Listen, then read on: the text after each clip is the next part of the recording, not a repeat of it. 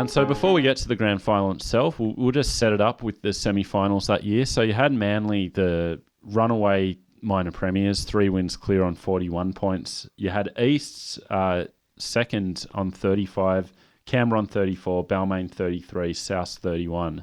Wow. So Kyle Kutasi, our frenemy of the show, mentioned in our Facebook comments that we didn't mention the inexplicable rise of East that year. Undoubtedly the high watermark of Arthur Beetson's coaching career. They went from 9th in 1986, finished second, and then promptly went back and finished 12th in 1988. Was that the David Truella season? Yeah. Truella, Trevor Gilmeister, Steve Slippery Morris won our Rugby League Week Winger of the Year in, I think, his first year at the club. Amazing. So a pretty decent team. So they actually beat Canberra in the first semi-final. And I wanted to talk a bit about the top 5 system, because I've always maintained that it was like the best system. You know, if you finished first, second, or third, you had to lose twice to not make the grand final. Yeah, I always loved that. But then when I just looked at this semi-final series, how it played out on paper, so Manly won their. For younger listeners who might not remember the system, basically, the first week of the finals, the minor premier had the week off. 2 played 3 for the right to play them. 4 and 5 played an elimination final. The next week, the minor premier would play the winner of 2 versus 3, the winner of that game going into the grand final, and on it went from there. And Canberra won it from 5th in 89, which was considered impossible. Mm. It was beautiful, that system. And I'd like to have it now. There's too many teams, but it's every time the minor premiers got the week off, someone would say sometimes it could be a hindrance. Well, an article I read about Manly winning their first game said only 4 of the last 14 minor premiers who had had that week off went on to win the grand final. Amazing. Yeah. So, as I said, I always thought it was the best system. Then when I looked at these semi-finals, so Manly won their first game, was straight into the grand final. So they played 2 games total in that semi-final series. Canberra played 4 games, including the grand final. Like, is it too much reward for the minor premiers? I don't think so. I think there's not enough reward for it now, to be honest. I think if you played it well all season, you should get something for it. Mm. Basically, the top 4 is like all you need this day and age. But I don't know. It just seems quite a difference. 4 games. Well, they shouldn't have lost the first one. Yeah, very true. So they did lose that first one. So East went on to play Manly. I wanted to basically start the main part of our conversation with Canberra's next game against Souths, which will forever be known as the Steve Maven game. Well, I watched that today for recording. I've read about it all my life through Mario Fennick's book, George Piggins' book, all this legendary mishaps, this game. Why was Rex Mossop calling him Marvin? Yeah, I noticed that too. Everyone else on the commentary is calling him Maven, and he's calling him Marvin. It's so funny because I watched it as well, and you're right, he was going Marvin. I'm like, I always thought it was Maven. Then I heard Graham Hughes say like Maven. I'm like, but that's so Rex to like say, well, no, you don't know how you pronounce your name. This is how you say it correctly, how I'm saying it. So again, for anyone who doesn't know, you can watch this game on YouTube. The full game is up. You only have to watch the first 16 minutes because at that point, Steve Maven, after 3 critical errors, 2 of them leading directly to Canberra tries, was pulled off by George Piggins. And this was a guy who was in blistering form all season. Yeah. And this was the funny thing about when I was researching this history corner, I basically read every Rugby League week, like all the newspaper articles that year.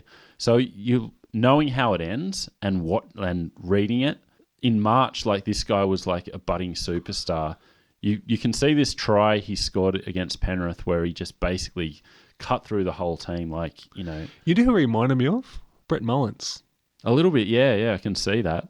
So even at this early stage, you could see warning signs. So this was from the Rugby League week in March. South's coach George Piggins had told exciting news centre Steve Maven to keep the swan dive for the swimming pool. The speedy teenager was the hero of South's opening win of the Winfield Cup with his 2 tries. One of them, this is the one I was talking about, highlighted by a Teddy Goodwin-style salute and dive. He's an excellent prospect, but he has to realise he's not playing park football anymore, Piggins said. The swan dive is something we'll be talking about. He was castigated in the media for an unnecessary dive to score his try. Early Larryness. So that was in March. In June, he was again pulled off by George Piggins for mouthing off and getting a warning from the referee. He was in danger of being sent off, so George Piggins acted first. Hang on. This is a team with Mario Fennick in it. Yeah. And he's pulling him off for arguing with the ref? Yeah. Well, no, it was more arcing up at opposing players. Right. They were getting up him by calling him a big head, to which he reacted badly. In the Rugby League week after this incident, Sherlock said, they call talented South Sydney centre Steve Maven marvellous Maven out at Redfern. If he doesn't stop getting carried away with his sudden success and show a bit of discipline, they'll be calling him Maven the Mug. Grow up, kid. So we've had evidence of larishness. Now we've got mug behaviour. He's qualifying for the only thing in rugby league worse than being a mug or a lair, and that's being a mug lair. So when there's innuendo in the rumour mill, right, that means there's 10 incidents that have happened. Yeah. So is it alcohol related? Is it just attitude? I think it was attitude. Like, he was this 19-year-old kid with, the world at his feet, so he thought. He had endless pace. Like, he was viewed as like this hot young prospect. It's tragic, man. Like, it's become a cautionary tale. Yeah. So basically, he dropped a ball early in the semi, which Canberra didn't score from that set, but it piled the pressure on, like, right off the bat. Then he collided with a teammate. Canberra recovered the ball and scored. And then finally, the incident for which he came off the field, he dropped a ball and it basically went straight into a Canberra player's arms. Well, he's trying to trap it with his legs, didn't he? Yeah. I didn't think that was that bad. It was kind of the worst one of all, though. Like, the way it looked. It put the nail in the coffin as well. Yeah. And suddenly it was 16-0 with as many minutes gone. Maven was off. George Piggins afterwards said his confidence was shot. I thought I was being kind to him, which is like the most classic, like, old school, like, hard Aussie bloke kindness. The bloke, he just put him out of his misery. Yeah. So Maven went off and didn't even stay at the ground. Like, he packed up his stuff, went straight to the Cauliflower Hotel. It wasn't even half time by that point. So he walks in and everyone there watching the game were like... Imagine seeing that. Yeah, I know. Can you imagine seeing that? Why did he go home? Well, he did before full time, and his mum had to turn the radio off out of kindness. So the innuendo in Mario Fennick's book was... Well, not innuendo, accusations was... that he was out on the drink the night before and was worse for wear in the morning. This is what I read in Mario's book. Mm. And he begged Piggins not to play him. Really? What Mario begged him? Yeah. Or maybe, yeah. And Piggins must have said she'll be right. And then Mario's always blamed the fact that he was out on the night before or something like that. Well, that would explain this. So Maven was interviewed by Matt Cleary for Fox about the game just last year, and I'll just read this. In the in goal, it was made clear to Maven that the try was his fault. South had a hard edge. The culture wasn't chin up, son. It was unforgiving. A man's world. I didn't really like that about the team, says Maven. Look at how hard that team was, though. Yeah. Davidson, Chisholm. Ian Roberts. You said Les Davidson, didn't you? Yeah. Not guys you want to disappoint. Yeah. One thing I wanted to bring up was the unexpected kindness in how Rex Mossop handled the game. Yeah, I agree. So, like, early in the season, after that swan dive, Rex said that Maven deserved to kick up the bum, which is in character. After the second stuff up, Rex said, I feel a bit sorry for Maven. He's got himself in a nice old psychological knot about this game. He's had 2 blazing errors. And then after the third one, Maven is down on his knees at the moment. Have a look at him. The poor lad, there's an absolute shock for him. Heavens above, everything in his world is falling around him at the moment. He can't believe that rugby league can be as cruel as this. Let me tell you it can, son, from long and woeful experience. I thought that was brilliant commentary. Yeah, Yeah, I agree. The whole commentary from him was brilliant, in my opinion. Semis and grand final, just the authenticity of the man. You knew what he was saying. He believed. Yeah. He believed his name was Marvin. He believed a few other things, but I mean, that's just that's some real old school Aussie kindness there. Mm.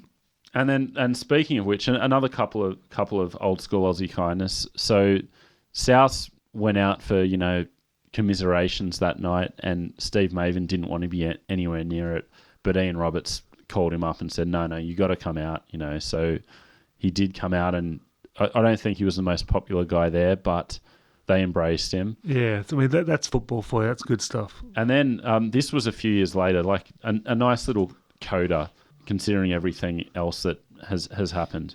Some years later, Maven met the man who tormented him that spring afternoon, the late Peter Jackson. Maven had always disliked the man, picked him as a smartass, but they had a beer in the Maroubra Bay Hotel and Maven changed his mind. He was a great bloke, Jacko, says Maven. I asked him, what happened that day? Why'd you target me? The Raiders CEO, John McIntyre, had said they'd always planned to target my wing with kicks. But Jacko said, that's bullshit. I just kicked you the ball once and you dropped it. And then I just kept on doing it, and that was it. I think he's probably been kind to Maven there. Surely that was the plan all along. But he was a young kid. Yeah. Who else would you target? Exactly, just before we move on from this incident, it's hard to talk about this and not think of Paul Carriage a decade or so later. This turns my stomach in knots, these two blokes, especially Carriage. Yeah. When your name's synonymous with failure in pursuing the thing you love, it's just bloody awful.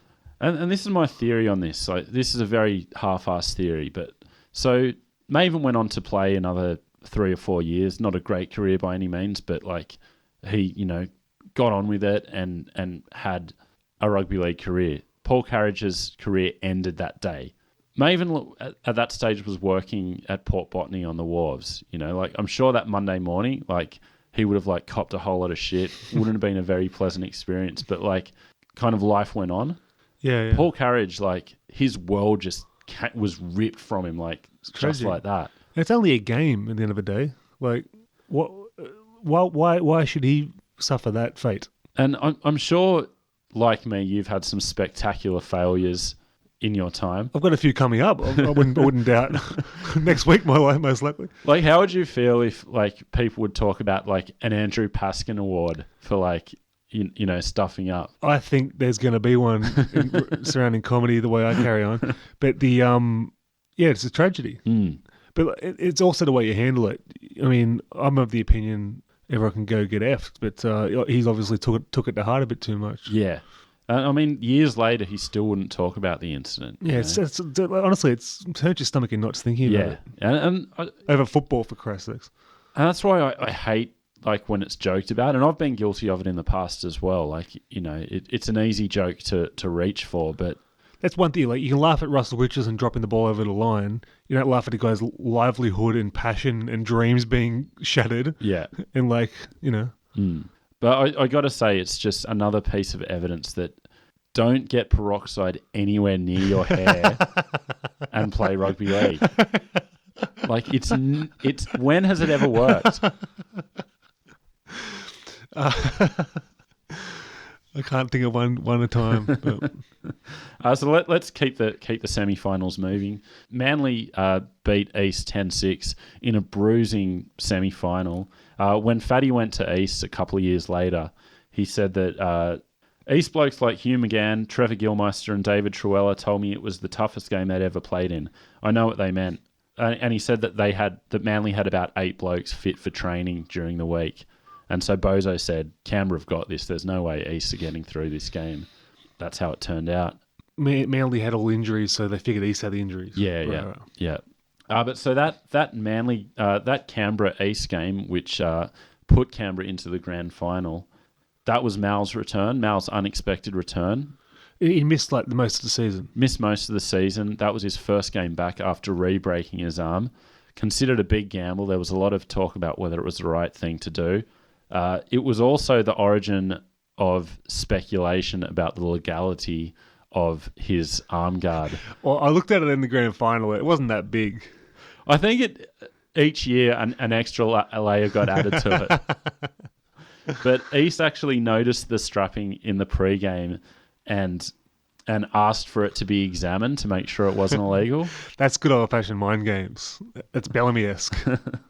And it was also Wayne Bennett in the weeks leading up to that semi-final. They'd ask him about what turned the Raiders around, how they got to where they did, and Bennett was always coy and said, "Oh, it was a conversation I had with Don Ferner a number of weeks ago that I'm not going to reveal." But once they made the grand final, he revealed it, and it was the decision to start with Ivan Henjak at halfback over Kevin Walters. He said that Walters is just learning what Henjak already knows, and it was a heated argument between him and Ferner that he, got his way in the end, and he said that was what got them into the grand final. I've got to agree. Henjak was old head. He wasn't a superstar, but good solid half when good solid halves were a thing. And we mentioned it in our 1988 Brisbane history corner. Like, there was talk of him going to the Knights in 88. Like, you wonder what career he would have had if he did leave Canberra then. Yeah, absolutely. But speaking of Kevin Walters, when he came on in the grand final, which we'll get to later, he looked like a kid. Yeah. Like he was so young. I know. So, shrewd move, Wayne Bennett, who looked very handsome on grand final day. He did. So that put Canberra into the grand final, the first one of their short existence. Let's talk about that. They had to come in 82. Yeah. 5 years later, that's like Melbourne Storm stuff. Yeah. And they were whipping boys for the first few years. Yeah, exactly. Great it was they made a playoff for fifth in 84, but it was the first time they'd made the semi-finals. There's going to be a lot of nostalgia talk in this history corner, but first nostalgia off the rank, the jerseys, the heavy, wet, dirty look of the jerseys after the game. Like now, when they look like they're the same when they finish and start. Yeah, with the shiny stuff. This heavy. I remember wearing them as a kid, playing in them, and that like it was like a 6-pound shirt. Like it's magic to see. I loved it. Even before they got dirty, that Canberra jersey, like it was like just a touch lighter than the 89 jersey, right? Yeah, it was like it was closer to army or what I would call baby shit green. It was like a gross green. Yeah. And then it went to lime in 89. I quite like it, I got to say. I like the 87 ones. Yeah. So getting into the grand final caused a party on the streets of Queanbeyan. They lined the streets. That there was a open car parade. Well, if anyone knows how to party, it's Queanbeyan. My lord.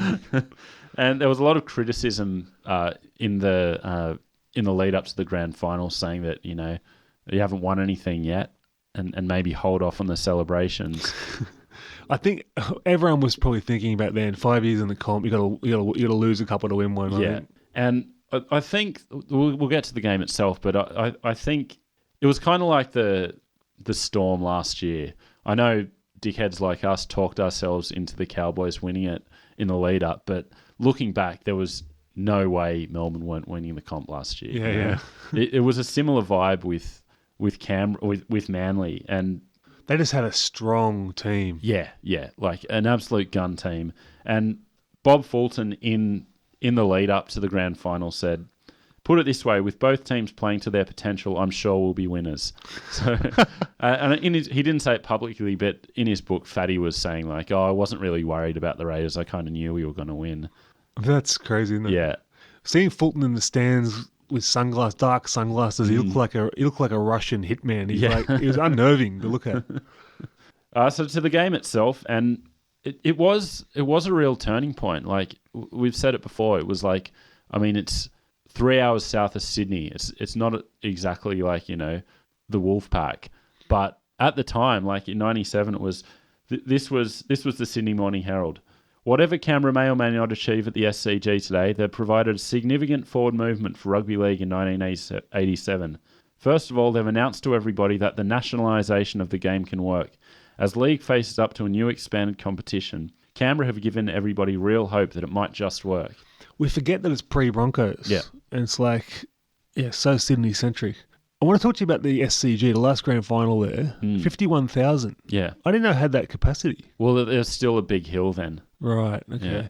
But I've got to say this. I mean, the distance between the crowd and the sideline.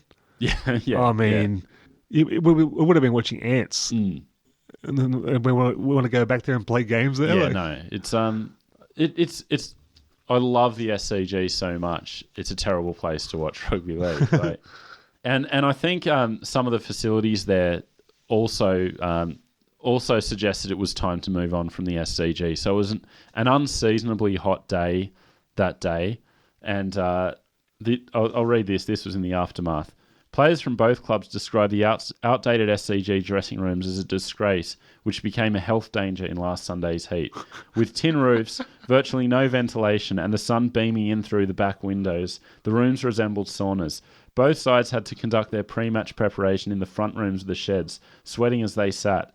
Manly skipper Paul Vaughton said the heat generated by the tin roof and direct sunlight was overpowering. It hit you as soon as you walked toward the back of the room. We had to sit downstairs out the front. It was too hot in the main room. That's insane for a start. I remember seeing some of the forwards come out and I thought they've poured water over themselves before they went out. That must have been sweat. Yeah. But, I mean, is rugby league, is it the most heat-conscious sport of all time? Whenever there's any heat issue, there's talks of deaths and all this sorts of stuff. I know they put in a lot of physical exertion, but I mean, I think we go overboard with the heat warnings. But a tactical error by the Raiders coaches, getting them to do a 20-minute warm-up, like at high pressure before the game. What are they thinking? Yeah. So a misstep there. Just before we talk about the game itself, there was already talk at that point. Channel 10 had the rights and were really trying to make the 87 grand final a night grand final, and we're pushing for that to happen in the years ahead. So you wonder how early the night grand final would have come in if 10 had retained the rights. Yeah, I mean, I quite enjoyed the coverage. It didn't feel like 87 to me. It felt early 90s-ish. Yeah. It felt modern-ish for the time. Tim Webster was involved in the coverage. Yeah. I got to say, like, I was always like this, traditionalist. Oh, afternoon grand final was so much better, and at heart, I still kind of believe that. But I've really come around on the spectacle of the night grand final. I think as an event, it works so much better. There's a lot more buzz about it. I'd be happy with either, to be honest. I can see the benefits in both. What I do like about this one was the old coverage showing the Leeds Club crowds. Yeah. Well, I wish they kept doing that. Teaming out with people in the Leeds clubs, like awesome. Yeah, that's a real hallmark of that era, right? Yeah. I remember that, in the next few years, it was always, like Canberra Leagues Club or wherever. So let's talk about the game itself. In part one of this history corner, I told you to put the controversy about the headbin rule under your hat. I want you to reveal it from your hat now, because it actually played a key part in Bob Fulton's tactics. So Manly made the reserve grade final too, which they ended up losing 11-0 to Penrith. But their halfback, Paul Shaw, who was a kind of nippy little halfback, he kept him fresh and had him as a reserve for first grade and exploited the headbin rule by bringing players off and replacing them with Paul Shaw, who'd like dart in when Canberra were getting tired. And in the back half of that game, he was like really effective. Yeah, great coaching. Yeah.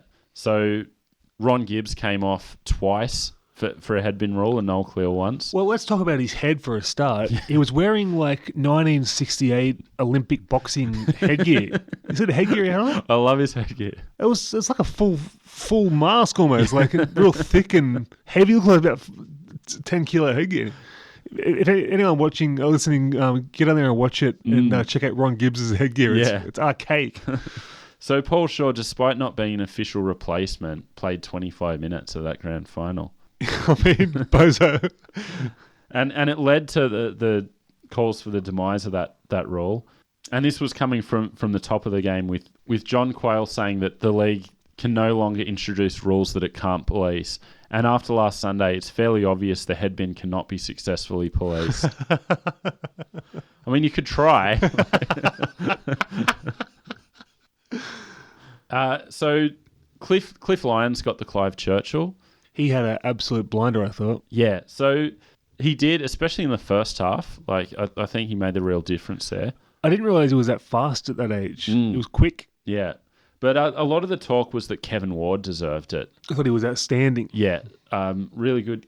Considering he just hopped off a plane from England 2 days before, playing in like 31-degree heat. If you think Sam Burgess is hard to understand, watch the post-match interview with Kevin Ward, and you're right about him being the hardest of hard men. Oh yeah, I was cowering in my lounge room. And actually, Channel 10 did give their Man of the Match award to Kevin Ward, which that was weird in itself. Them having a separate award. Yeah, just a rival. So there was, as we mentioned before, there was just an air of inevitability of the whole thing.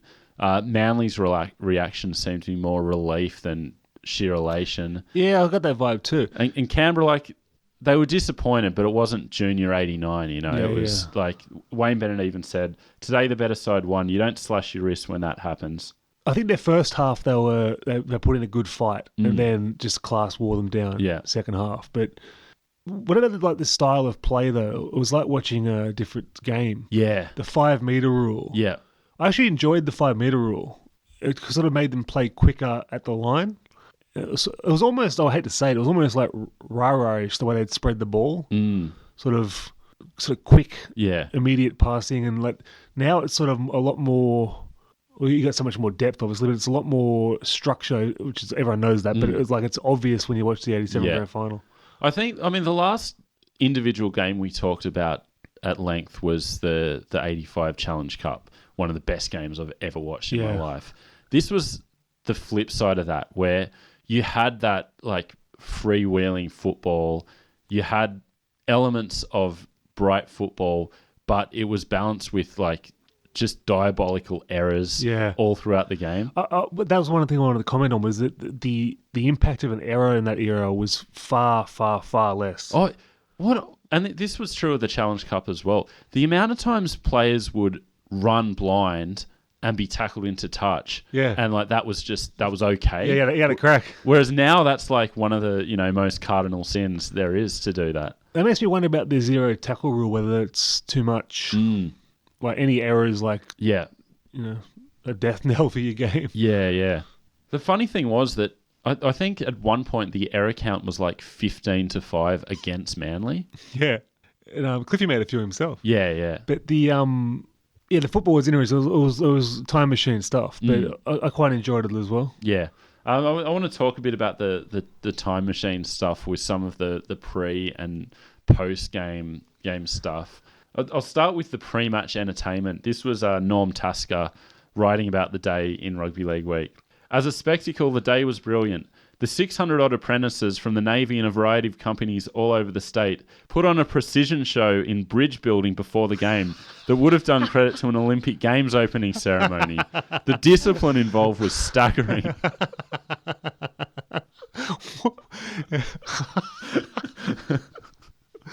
I love that this bridge building demonstration would have been out of place at the Olympic Games.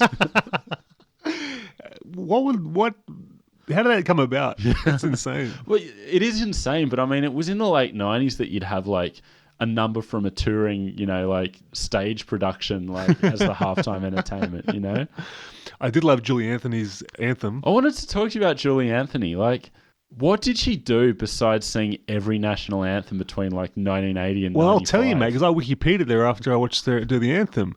And she sung with the Seekers for a while. Oh, really? She fronted the Seekers. Actually, I think that rings a bell. In Judith Durham's hiatus, shall we say. And she's in a few stage productions and whatever. But all I remember is her at every sporting event I ever watched.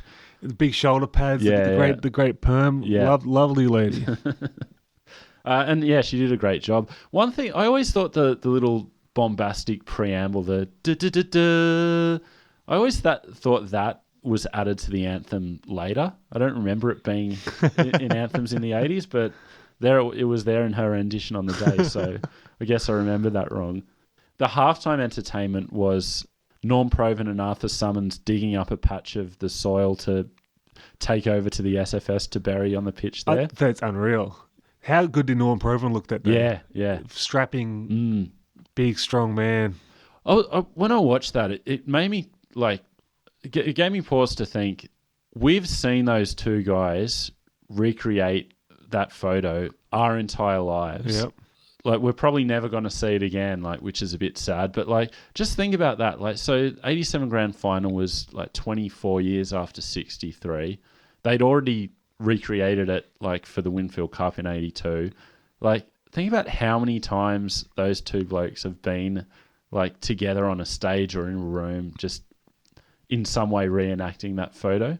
Well, there's a story in the paper today about their bond and how Arthur Summons was, getting some serious health issues looked at in hospital, and he was watching the ceremony on the TV, and he sent Norm Proven's daughter a very nice message, congratulating the family on the achievement and all the rest of it. Yeah. The fact they've still got this bond. Norm's not in a good way, He's out of Sydney on the coast, and it made me tear up a little thinking about these two lifelong friends. Yeah. And they'll never be forgotten. No. One's an immortal now. Yeah. Overdue. And that trophy, that picture will never ever be forgotten. Yeah. Our entire lives, our kids will know it. Yeah.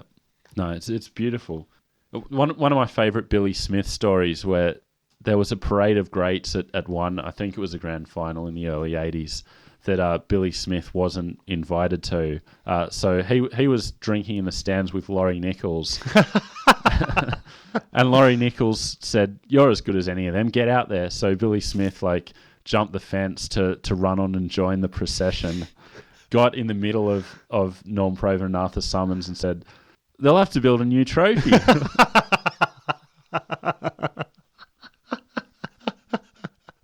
If Laurie Nichols says you're as good as them, get out there. That's what you do.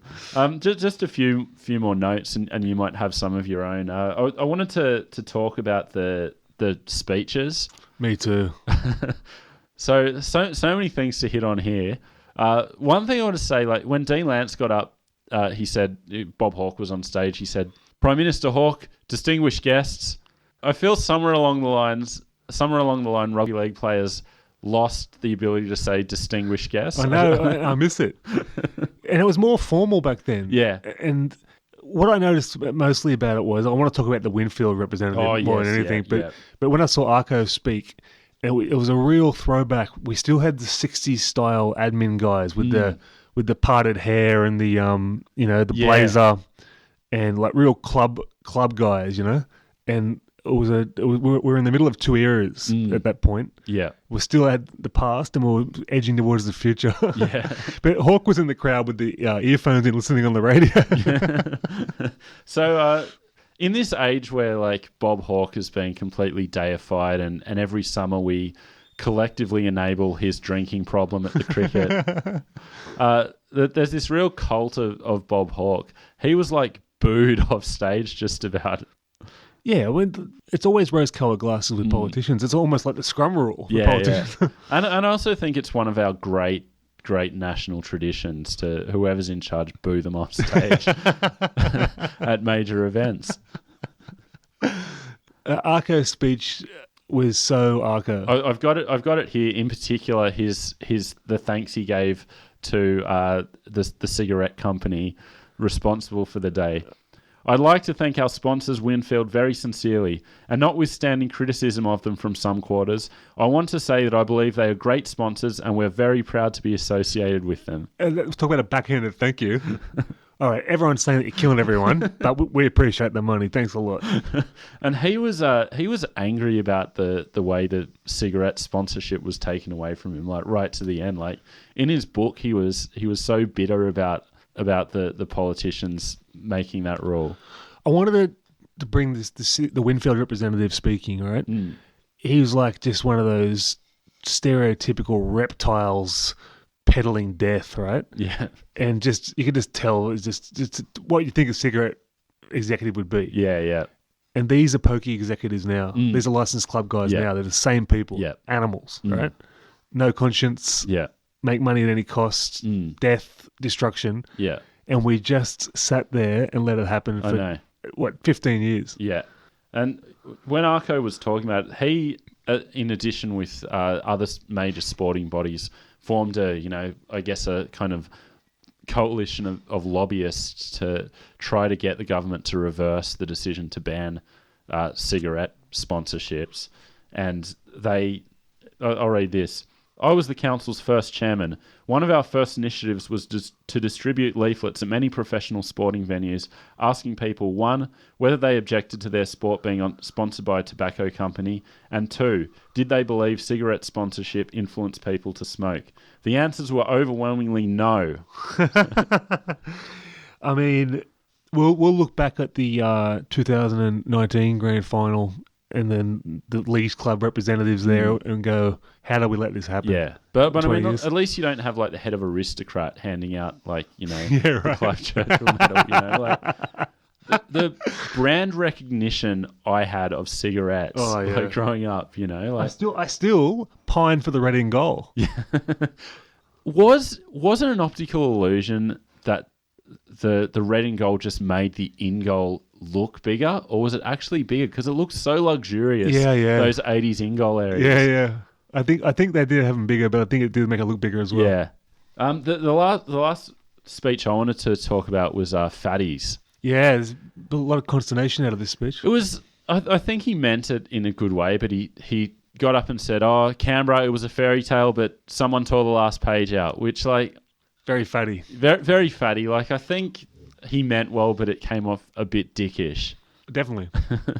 And in his own book, he said he thanked everybody, including the King of Sweden, and forgot to thank Bob Fulton. Yeah. And I like how Cliff Lyons' speech, he said, I'd like to thank Canberra for making the grand final. Imagine how like uncomfortable Cliff would have been on that stage. I can't believe what a career he had. That was just magic, that grand final. Yeah. The last thing I want to say about Manly, they in their victory lap, they played their theme song at the time, or club song at the time, which was waltzing to the tune of Waltzing Matilda. Manly Warringah, Manly I thought it was great. I didn't actually know. Did you know that was their club song? I didn't know. And I thought it was very of its era. I liked it for that, but one thing I want to say is like how cool the Eagle Rock thing is. I don't even particularly like that song, but I just think it's like it's just a really cool thing they have with that. Absolutely.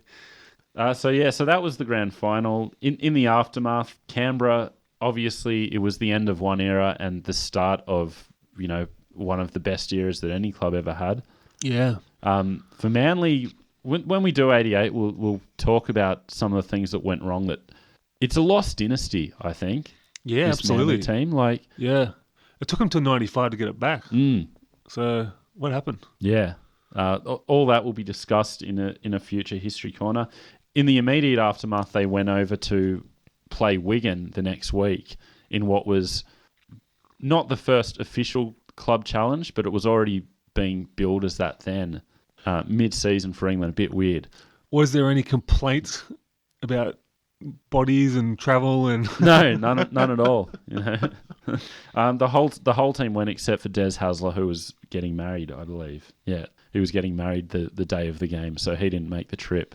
But other than that, they all fronted up. Even Kevin Ward, who was back with Castleford, they released him for the day to play. How cool is that? Yeah. So that's the story of the 1987 season. A lot of fun researching that. I hope you enjoyed listening to it. Oh, it was magnificent, mate. Well done. I recommend everybody go and watch the grand final. Yeah. Not a vintage grand final by any means, but just nostalgia central. Yeah, absolutely.